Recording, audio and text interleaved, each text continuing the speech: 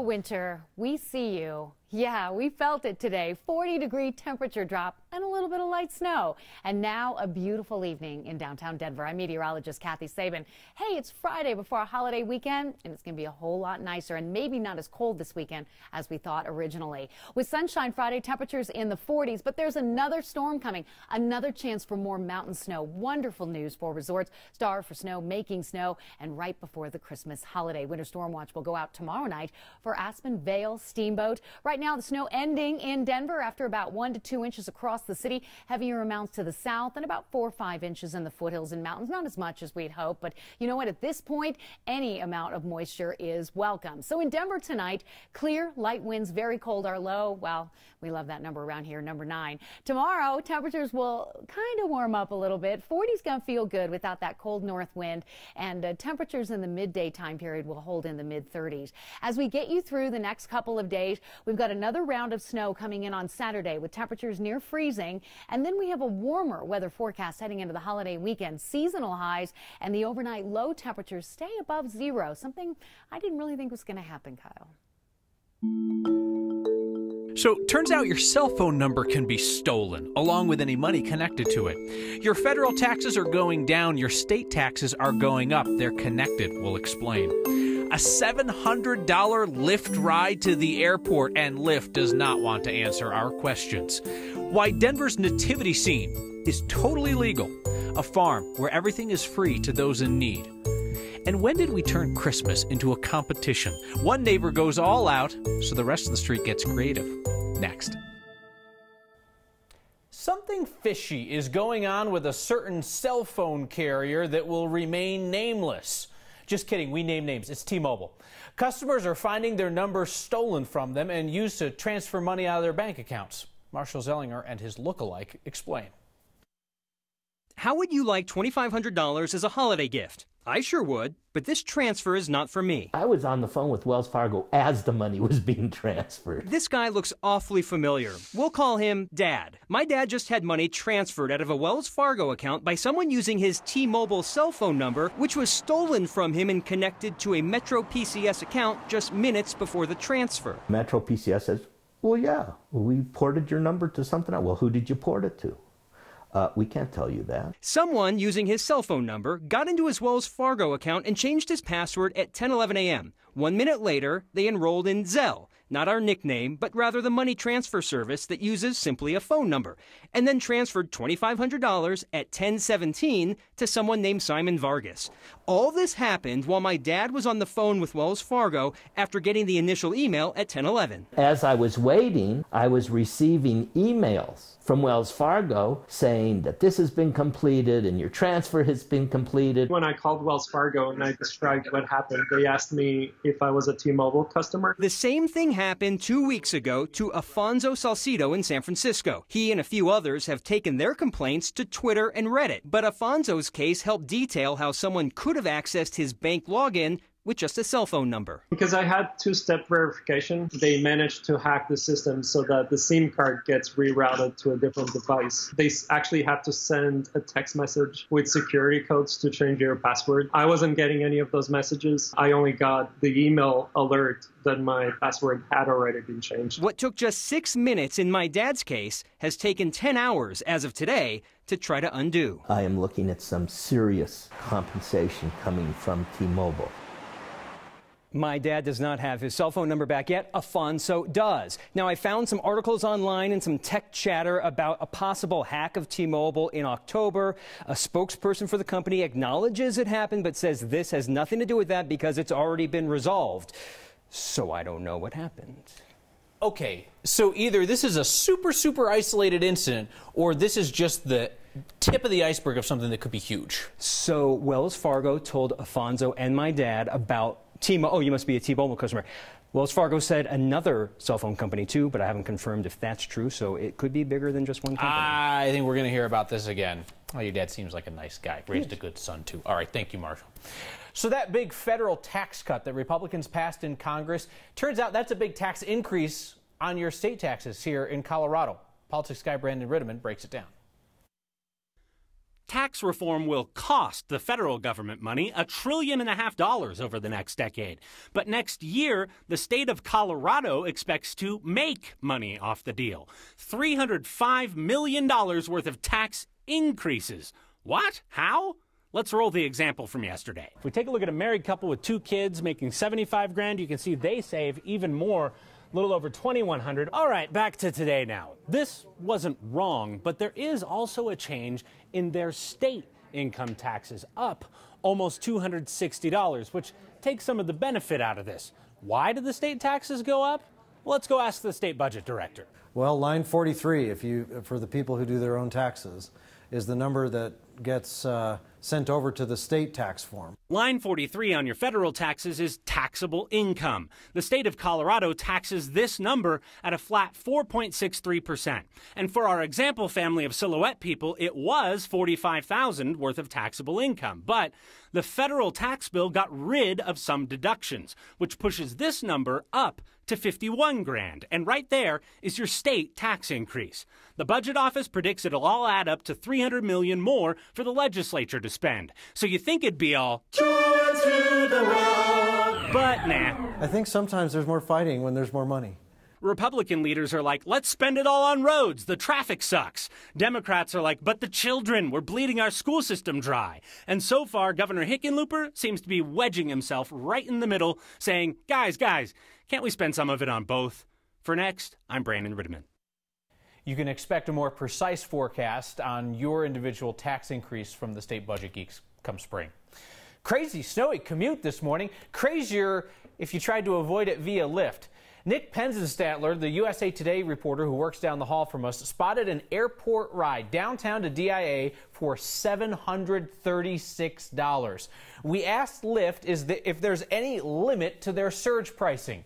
And Lyft sent us a corporate-sounding press release that did not answer our question. So please, can I get some corporate-sounding press release music, please? Lyft's dynamic pricing allows us to maximize the number of safe rides available for passengers by incentivizing drivers who get on the road when demand is high. When the ride requests from passengers greatly outnumber the available drivers on the road, our system will automatically turn on prime time. We knew that, Lyft. Our next question comes from a viewer named Kathy. Hey, next, what good does it do to push the button on the pole when trying to cross the street? Does it give us the power to change the scheduled cycles? What is the purpose? Kathy, if you're in a busy part of Denver where the lights are already timed for pedestrians, then pushing the walk button will get you extra time to cross. If you're outside a typical pedestrian walk area, then pushing that button is the only way for you to get a walk signal. So if you see the button, push it. Push it real good. Another good question is raised by a next viewer named Alana, who is curious why the Denver City and County building is allowed to have that nativity scene out front, because judges have ruled other nativity scenes elsewhere separate the separation of church and state, or violate it rather. So here's the deal, Alana. In a word, it's context. The city of Denver's nativity scene has been challenged in court, and it remains standing because it's awash in secular symbols of the holiday season. It's easier to see when things get lit. There's the nativity down low. Courts have ruled that religious symbols are allowed on government property if they're surrounded by non-religious messages and symbols, including Christmas images that are more cultural than religious. Peace on earth, Santa and reindeer, bells, snowflakes, candy canes, Happy New Year. Governments are not required to equally represent different religions in these displays, only to avoid explicit religious endorsements and to bury their historically unrealistic blue-eyed baby Jesus in a sea of stuff that just yells, holidays! Throwback Thursday, musical edition, with the record that 9 News handed out for free decades ago. Cheesier than all get out. Helping the hungry is not just a city thing. We meet a woman in Eaton who has devoted her life and farm to producing food she gives away for free. I'm finally comfortable admitting that I am the crazy chicken lady. And a cul-de-sac where neighbors had to get creative after one guy won Christmas. Next.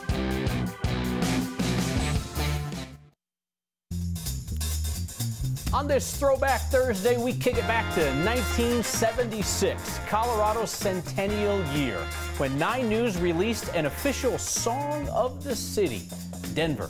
City in the Sky. Next viewer Christy Stearns turned us on to this, and the song is just as deliciously cringeworthy as you would expect for a 1970s city pride anthem. In the middle of this land of ours is the city of my own heart, Denver, Colorado, sitting in the sky. Gateway to the Rockies, kissing cousin to the sun, Denver, Colorado, sitting in the sun. Oh, that's sweet. Denver, City in the Sky, lyrics, words, and music by Michael Crowley. The 45 record was handed out for free at Safeway stores. If you want to give a donation, that went to the Denver Center for the Performing Arts. All right, so next producer Carrie tells me that if we're good, if you're good and I'm good, then she'll play more of that song in a minute. There's a woman up in Eaton who calls herself the Crazy Chicken Lady. After seeing this story from our Ann Herbst, I think we can agree she is just crazy compassionate. And it's what I've always wanted. Many people spend their lives looking for this kind of calm, this kind of happiness. It is. Jenna Schallert. Yeah, it absolutely is. Founded at age 33 on 7 acres in Eaton, Colorado. These guys are very, very calming. For calm space, maybe, but not necessarily quiet. They like country music. Our egg production actually went up, I'd say about 20% when we started playing music in the coop. Extra eggs are a good thing because Jenna has a farm fresh egg business, sorta. Not unless your definition of business is giving everything away. So 34 dozen. And we'll see if they all fit. The only thing that we want is to help people. We are headed to the Weld County Food Bank. All of the eggs from Jenna and friends go to people who need food. Do you want me to hand them to you? By the end of the day, it'll be in somebody's refrigerator and tomorrow on somebody's table, that's for sure. Filling the Weld County Food Bank. We like egg sandwiches. They're good. And stomachs of people like Tim. Compassionate to the point where she was courageous to go out and do something different. Sometimes it's really hard to accept help. Something as simple as an egg can make all the difference in the world. I've gone, not necessarily periods where I needed food, but I needed help. Last year was a rough year, and I should not be here. The only thing that I knew to, I guess, dull that pain was to drink. Every day I'm just treating it as a gift. She's celebrating a year of sobriety by helping even more. Jenna's donating beef, too. They'll have a good life with us, and then they'll go to a good cause. She hopes to inspire others to give. Jenna's not looking for attention. I didn't call you guys to come out here. Other people are proud of her, though. My dear mother did. Beautiful chaos, I would say. And surrounded by that beautiful chaos, Jenna has found her peace. I don't have any regrets when it comes to bad decisions that I made because it landed me here. For next, this is Ann Herbst. Jenna's working on making Jenna and Friends a 501c3. If you can help out with that, check out this article on the 9 News app. So for all the eggs and the beef that Jenna's donated to other people in need, she actually doesn't eat either herself. You can see for 100 miles on a starry night. The most Colorado thing we heard today. Nature making music in the high country. And we learn what it's like to live next door to a Christmas fanatic. I was thinking maybe next year a little bit more. Next.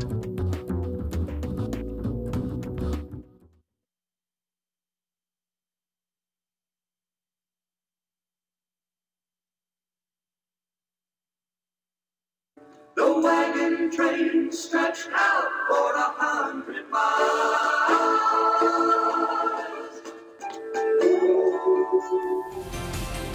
The most Colorado thing we saw today. That noise, that's ice moving and creating a wind chime-like sound on Lake Dillon. The town of Dillon posted this on its Facebook page today. It is mesmerizing. Apparently, this is an annual occurrence up there. In neighborhoods across Colorado, clandestine battles take place in eaves and in trees, neighbors one-upping one another's Christmas displays. But what happens when keeping up with the Joneses just isn't possible? 9 News reporter Chris Vanderveen traveled to a small cul-de-sac in Greeley to find out.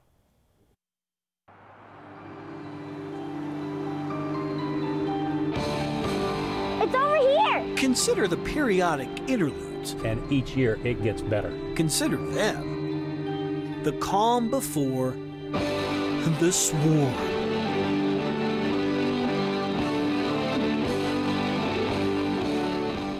I mean, I don't even think I can put it in words, honestly. Nope. Not even Jeremy Valenzuela A lot of lights. will pretend to fathom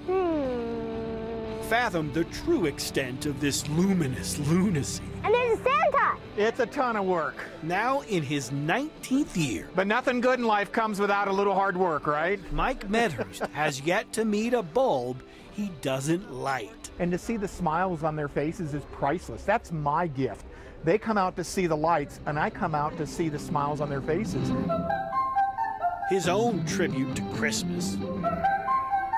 And as American as apple pie, if that pie also contains 180,000 lights and its own low-powered FM radio station. If you play music in your car, the lights will like follow the beat of the music. Yet in this corner of Greeley's 50th Avenue Court, you can't blame the neighbors for considering, if not downright deliberating, the stark difference between the haves and the have not so much. They're getting a little creaky in the old age, but they're good. Diana and Kenny Barons What is like an appetizer? live in a world where competition is simply not an option. You really don't have to when you have that down there. I mean, it's quite the show. Neighborhood newbie Aaron Hansen I got the icicles up on the house. knew he was in for it the moment he saw his neighbor putting up lights weeks before Halloween. I was like, wow, man, this guy really goes all out. His response? Got the holograms up. And I got a snowflake that doesn't really work.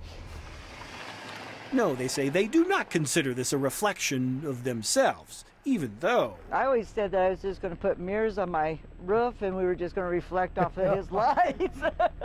And so what if the egress occasionally stinks? There's a lot of traffic.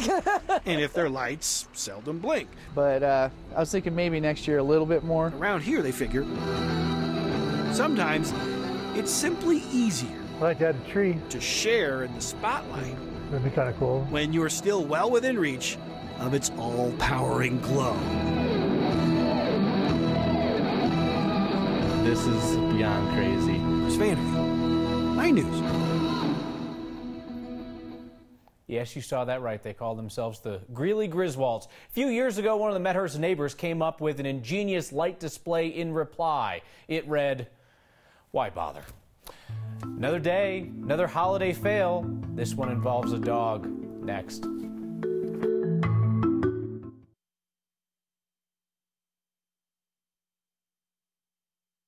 And with a touch of yesterday, the future's yet to come.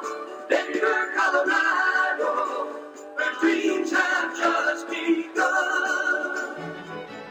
Forget Facebook's pretend perfect holidays. It's the thought that counts. You know, it's our fault bringing dog urinals inside and putting gifts beneath them this time of year. How can you blame Jen's dog Chocolate? Who peed on the presents? If you know a woman named Jen in Glenwood Springs, you need to open your gifts carefully, people. Your feedback now. Jeff Allen writes, "Oh, Kyle, that historically inaccurate blue-eyed Jesus comment's going to elicit a barrage of hate mail," but I busted out laughing. Lee Phipps writes, "The heck with the news. Give me that cheesy song." All right, Leah, here you go. See you next time. The Rockies, kissing cousin to the sun. Denver, Colorado, sitting in the sun. You can see for 100 miles on a starry night.